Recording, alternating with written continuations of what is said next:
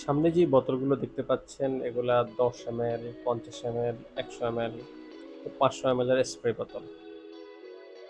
এই বোতলগুলোতে বিশেষ করে যেগুলা 500 ml এর বোতল ওগুলাতে অনেক সময় পাইপগুলা একটু বড় আসে। যার কারণে আপনি চাইলে পাইপগুলাকে কেচি দিয়ে আপনি সাইজটা কেটে ব্যবহার করতে পারেন। না হয় এগুলো অনেক সময় বোতলের ভিতরে এগুলা ব্যান হয়ে যাওয়ার কারণে আপনার স্যানিটাইজার অথবা জেল অথবা আপনি যে উপাদানটা ব্যবহার করবেন এটা ঠিকমতো স্প্রে হয় না। ঠিক এভাবে আপনি কেটে বোতলগুলো ব্যবহার করতে পারেন।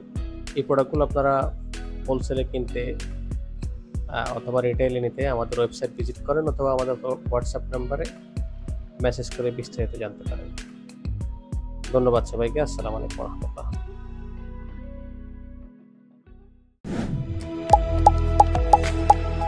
টেক টুলস 9 দেখিয়ে হবে না 6।